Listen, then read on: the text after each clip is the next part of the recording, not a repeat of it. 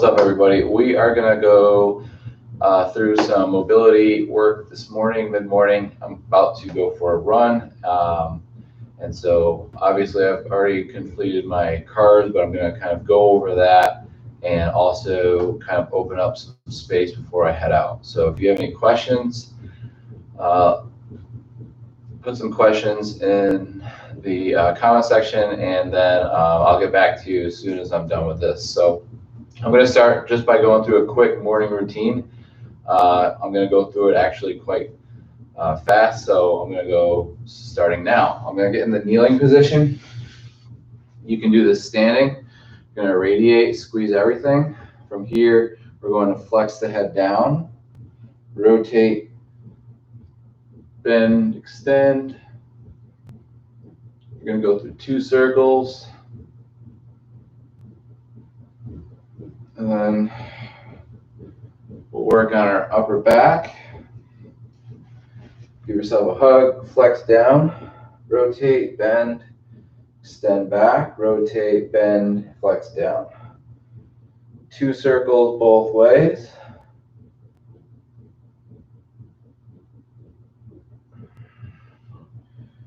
So about 30% effort here, quickly running through each car here. Glenohumeral, kneeling or standing, squeeze the fists, flexion, internal rotation to extension, abduction and extension. Extension, external rotation, flexion, cross and down.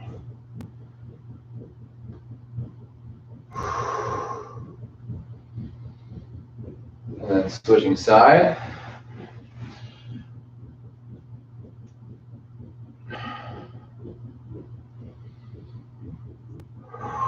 Flexion, internal rotation as you extend, external rotation, flexion, across and down. Elbows, flexion, adding the supination and pronation at the end, and then switching it.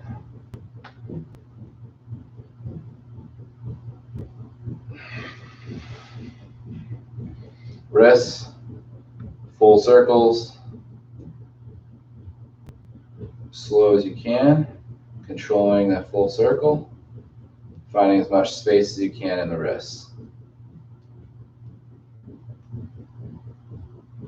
Okay, scapula, hands in front of the shoulders, hands a little bit wider than the shoulders, and then we're going to retract, depress, protract, elevate, and then create that circle. Keep your elbows locked. 2 circles one way, 2 circles the other way.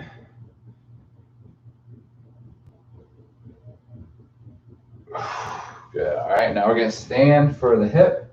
Going to push into the wall.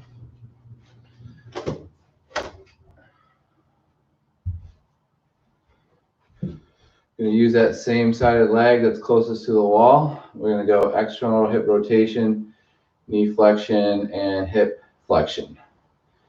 As high as you can go. Then you're going to abduct.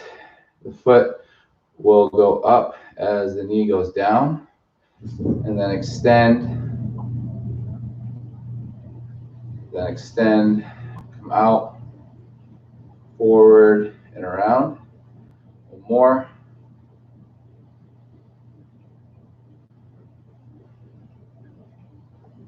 And then switch.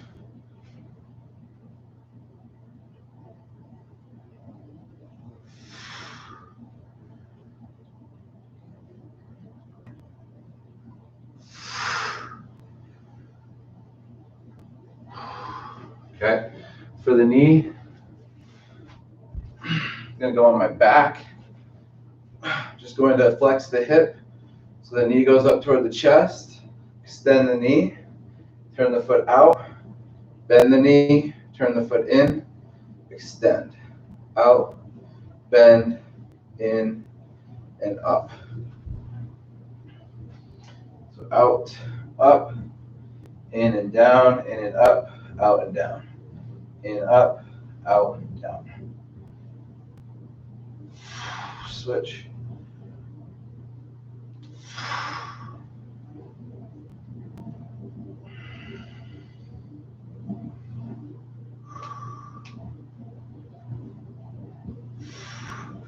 Okay, ankles, full circle. 2 circles one way, 2 circles the other way.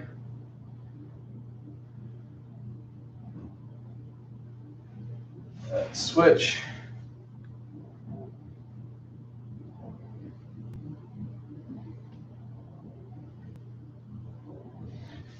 Patella. Should be able to move it in a circle with the leg relaxed. It's the only one we'll do without kind of irradiating. Switch.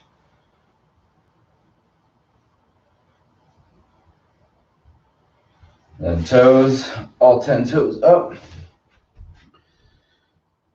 And then squeeze the toes into the ground. All toes up. Squeeze them into the ground. And then just the big toes up.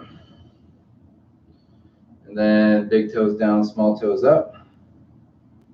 And then all toes up. Try to separate the toes. And then go piano them down, pinky to big toe. One more. Piano, pinky to big toe. And done. Okay. Gone over basically the whole body. Now we're going to kind of do some ankle prep, and then we'll move up from there. We're just going to push into the wall, kind of lunge forward, and bring the knee over the toe. Okay, I'll start with my left foot. So we're pushing into the ground, or pushing into the wall. We're in ankle dorsiflexion here. We're also in hip flexion of the back leg, but we don't have to emphasize that. So we're really just concentrating here on this ankle to where you feel comfortable. Kind of going back and forth to start. Then find a good tension line that works best for your body. For me, I kind of like a modified Cossack approach. You can also do combat approach, or you could just stay here, just like this. Okay, so you can try all those different ways. So I'm going to go with a modified Cossack, opening up that back knee, and then bring that front knee over the toe. And then from here, just inhaling for 4, exhaling for 8.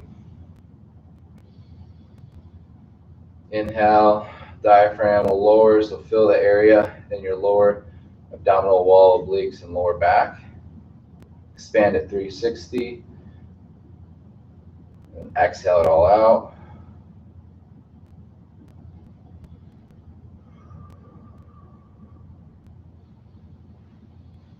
So we're at end range right here of dorsiflexion of the ankle, which is good for helping you squat, helping you front squat, and also get into some lunge positions a little bit better. It's also going to save you and protect you from sports-related injury and training-related injury. So from here, what we're going to do is activate this stretch. So after holding this stretch passively for a couple minutes, we want to begin to activate that stretch. So what we're going to do is start pressing the foot into the ground, turning on the posterior side of the lower limb here, or the leg, and beginning to kind of use that calf, gastroc, soleus, Achilles to kind of push into the ground, just like 5% effort. A lot of people will make the mistake of going to like 80% effort, and then they get worn out, and then they can get injured as well. So you want to slowly ramp this up. That's why it's called progressive angular isometric load, or PAL. So progressive angular isometric load, progressing. So 0%, 5%, 10%, pushing down 15%, 20%, 25 to 30. And then your whole body will begin to irradiate, or kind of using your bioflow, using your whole body to begin to press into the ground, specifically with dorsiflexion, but also irradiating the whole body, so you're using as much muscle recruitment as possible. And that's going to help with neural efficiency and creating new pathways and opening up space, building a connection in the area. So after 30 to 40 to 50% effort, go to about 60%, 70, 70 to 80, then your safest and greatest effort for about 10 seconds. Using the gastroc, soleus, and Achilles, push into the ground. And then after that, rails, pull up this front tissue, pulling these toes up toward the shin, beginning to use that fibularis group of muscles, pulling deeper into dorsiflexion. So you might have to be careful here. Breathe. And then after about 10 to 15 seconds of that rails contraction, rails, regressive angular isometric load, we go back to our passive hold and reset, and then we can do pals and rails again. So we'll get the other side. Okay. I might switch up to a combat stance, and then I can always go back to this stance if I want here. So working with dorsiflexion here. So holding, breathing.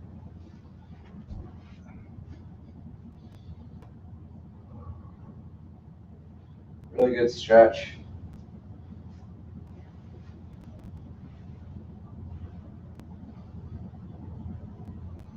I like the modified Cossack.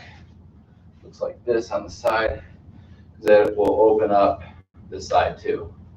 So you can kind of, since you know you're going to be here for a while, 2 minutes, you can kind of work different areas of your body. Whereas if you're in the combat, it can be hard on the knee, it can also be hard on the ankle. So that's why this position here would be your first go-to option before this and this. So finding a good line of tension in the back or the posterior side of the lower limb. Like I said, the gastroc is in here, soleus, the Achilles is lower. It's three layers of tissue that make up, or mostly make up, there's more in there, but mostly make up that lower limb, which is allowing us to plantar flex our foot. So when we get into the pals contraction, we're going to try to progress out of the stretch or out of the angle. And what we're going to do is try to plantar flex the foot into the ground using those tissues 0 to 100%. So again, after about 2 minutes of stretching here, parasympathetic nervous system using deep breathing as well. So making sure that you're inhaling for 4, exhaling for 8. And then from here, begin to start pressing the foot into the ground, 5%, 10%, 20%, 30%, using all that tissue on the back side there, 30%, whole body engage, 30 to 40, 40 to 50, 50 to 60, 60 to 70, and then go into your safest and greatest effort for 10 seconds.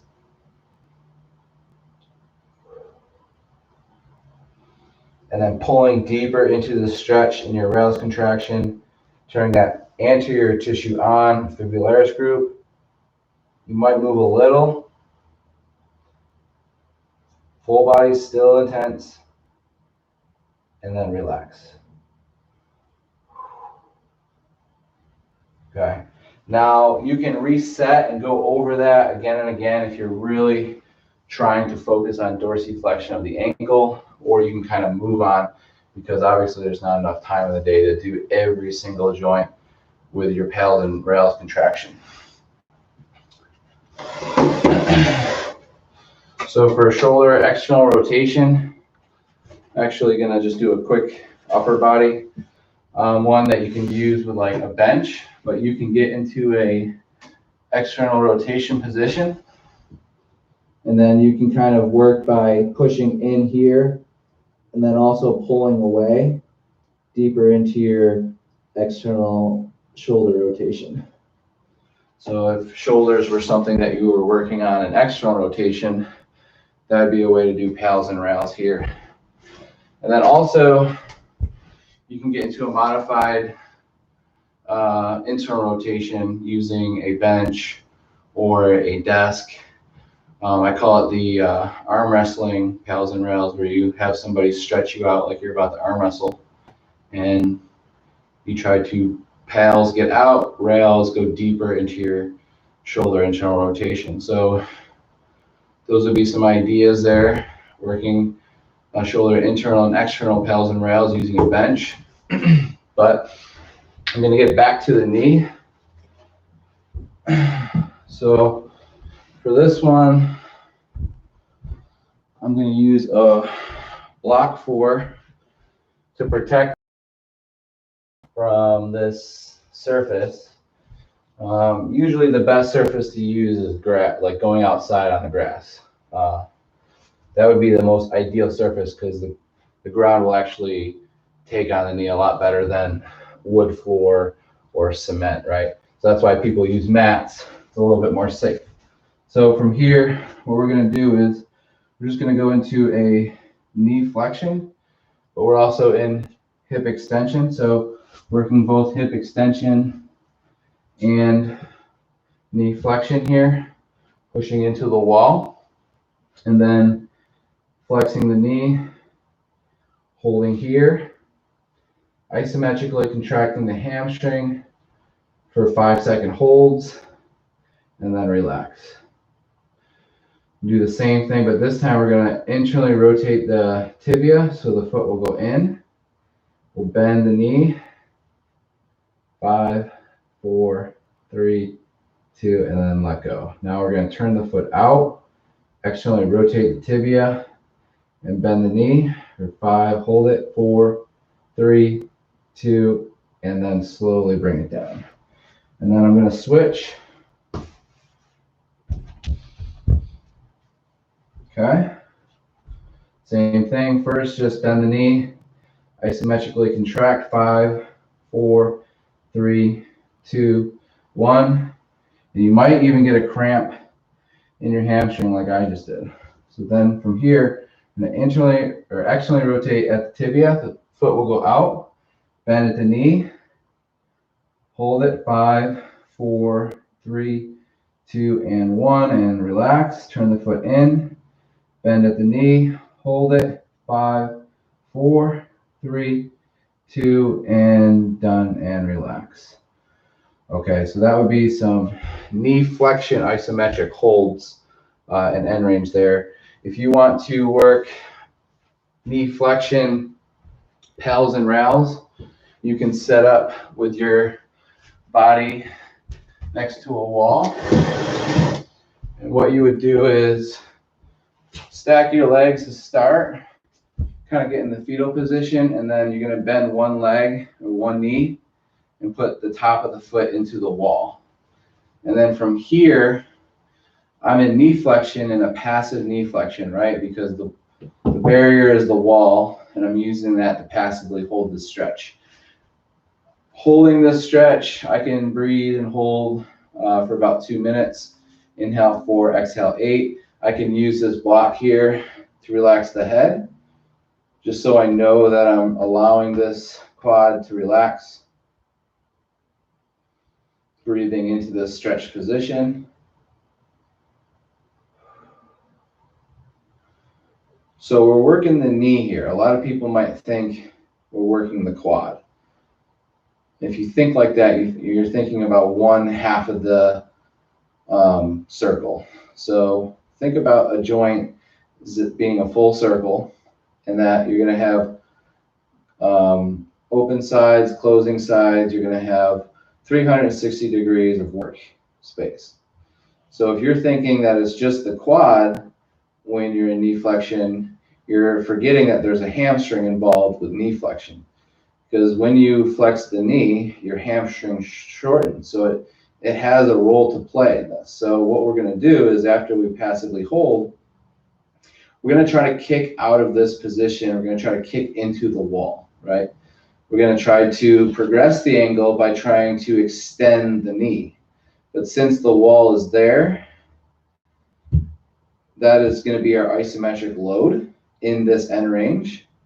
So knee flexion pals pressing into the wall, trying to extend the knee 5%, 10%, 20%, 30%, 40, 50, everything's irradiating. And then from 60 to 70 to your safest, greatest effort, holding for about 10 seconds. And then after 10 seconds in your pals contraction rails, you're trying to lift the foot toward your glute, going deeper into knee flexion. The foot might not leave the wall, and that's fine, but we don't want to see the knee deviate. That means you're just trying to fake it with hip abduction, which is not the same as just knee flexion. So that's okay, it doesn't leave the wall, but you want to focus on your hamstring shortening even further. So in order to have quality, good, strong knee flexion, you need to have good, strong knee or hamstring shortening ability. So the ability for it to tighten actively, not passively. So what we'll do is we'll try to lift the heel toward the glute in your rails contraction, holding that for about 10 seconds, and see how I'm trying to fake it by abducting my hip there. And then you can go back to that passive position. You can reset. If that's too much, you can also just kind of do that in the sideline position like this. So you don't need the wall there. And so I'll show you how to do it on the other side without the wall. So I'd get into that fetal position, bend that knee, hold onto the ankle, hold and breathe, inhale 4, exhale 8. So knee flexion, which is your quad lengthening, your hamstring shortening. Inhale 4, exhale 8. And then from here, breathing, parasympathetic breathing here, or deep breathing, trying to relax first.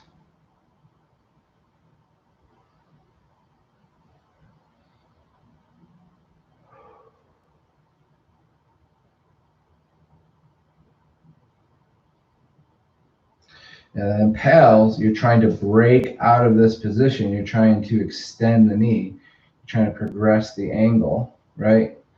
Pals, progress the angle. Rails, regress the angle. Trying to shorten that distance between the ankle and the glute here. So when we're in our end range, pals, trying to break out of this position. So basically, in a prone position, it would look like this. So pals, trying to break out of this position, 5%, 10%, 20, 30, 40, 50, 60, 70, trying to break out using my shoulder, wrist, and hand and elbow to hold on tight, all the way to your safest, greatest effort. 4, 3, 2, and then rails, trying to go deeper into knee flexion. You can let go or hold, but the foot shouldn't move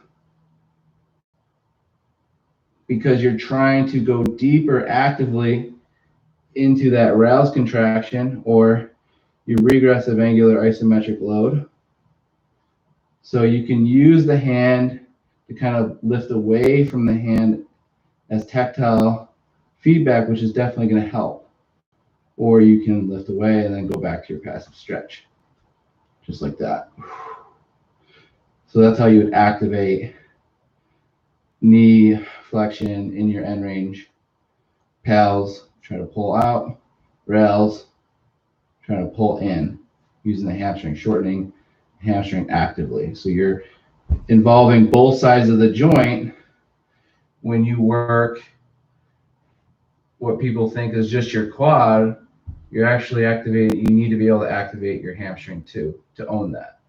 Or also to be able to mitigate injury when you're in knee flexion. For knee extension, so you could use a block. I could go into a half 90 position here like this. And what I could do is slightly bend this front knee. Now think of this.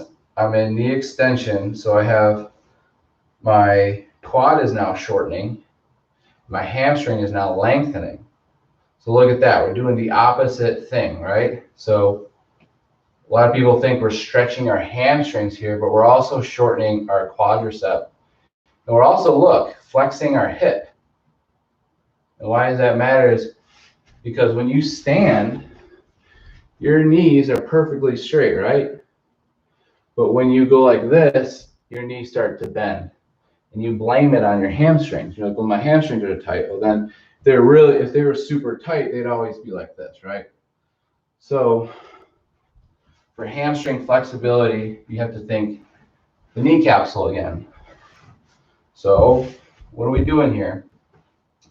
Knee extension. Okay, we're working the knee, the capsule, which is responsible for what the muscle does. So although the muscle moves the joint in its articular path, the joint is telling the muscle what to do. So we're in knee extension here. Now, if you feel this behind your kneecap, then it's probably due to sciatic nerve. If you feel this behind your hamstring, then you're finding a good hamstring stretch. So find a good hamstring stretch. For me, what?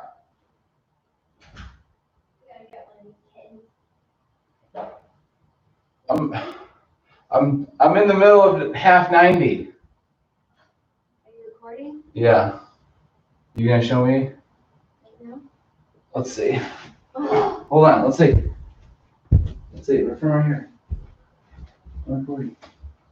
You don't want me? No.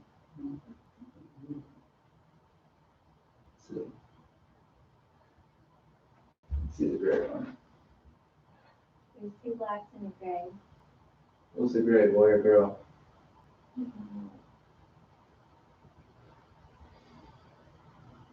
I don't know. Maybe the gray one. I don't know if it's a boy or girl. Maybe. How precious are they? Come on, you can't get so emotionally attached to it. You don't know it yet. They're so precious. Gray one's okay. What do you mean, okay? It's a freaking kitten. All right. Oh my gosh. Where am I supposed to stretch? I'm almost done.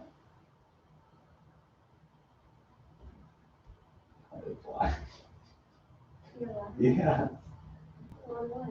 everything. Come on. Do you want to be in it or what? No. Why not? Go back. Go ahead. Do you really want one? Oh my gosh. Maybe the gray one. All right. All right, we're finishing this hamstring off. All right, so we're in knee extension. What we're going to do is hold here, inhale 4, exhale 8. If you feel it behind your knee, that's not good. You want to feel it behind your hamstring. So that's why you might want to bend the knee a little bit.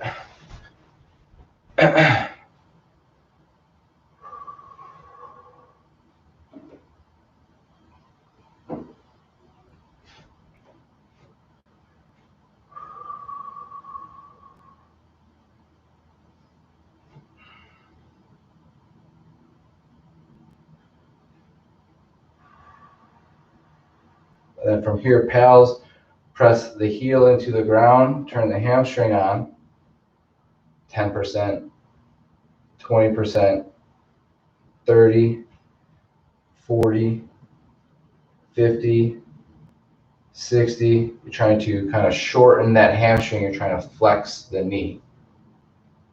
All the way to 100%.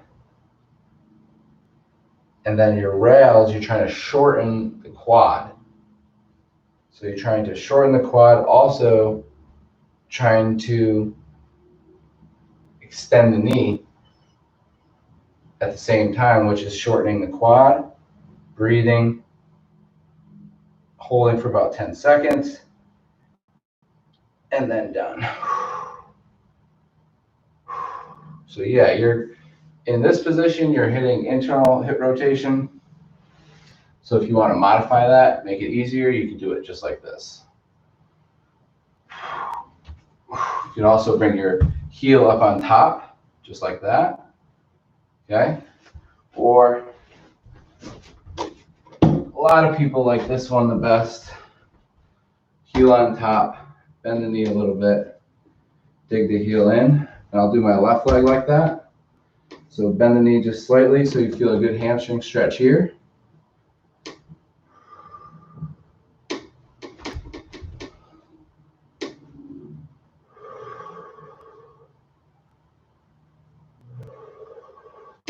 Should feel it stretching along all this right here, not behind the knee.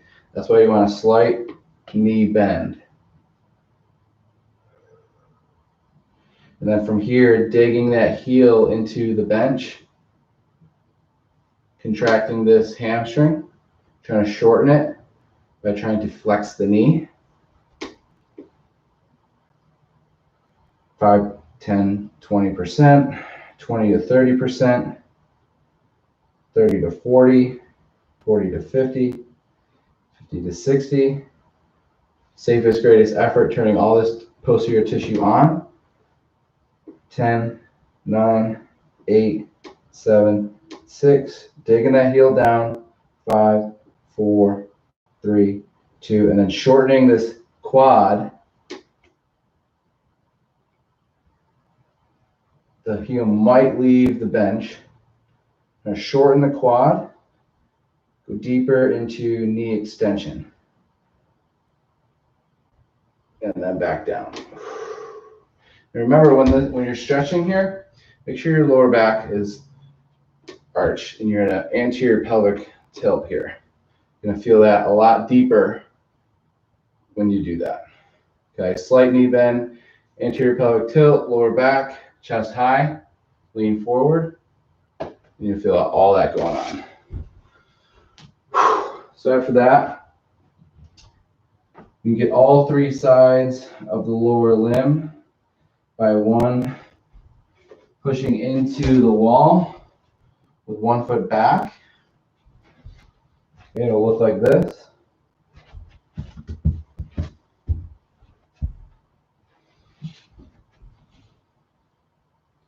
And then you will hold here about 2 minutes. You should feel it in the gastroc here, the calf. Straighten the back leg, front knees bent.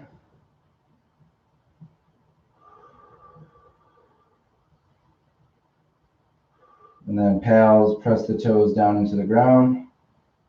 Rails, pull the toes up toward the shin.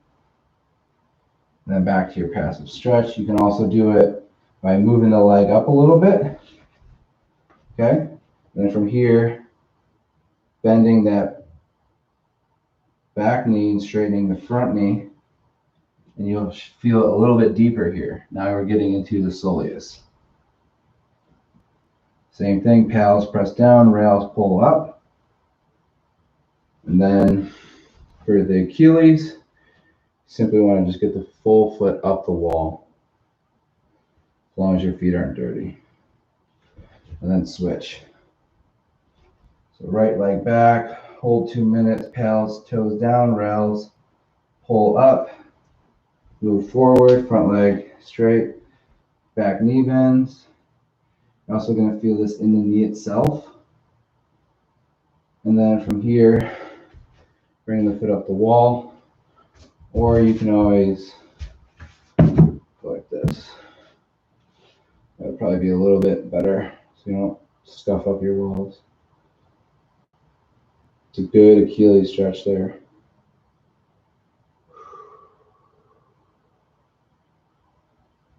And then pals, press into the block, rails, try to pull those toes toward the shin.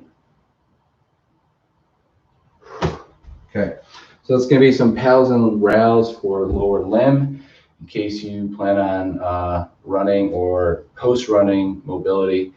And we might get a cat. What do you think? Comment if you think we should get a cat.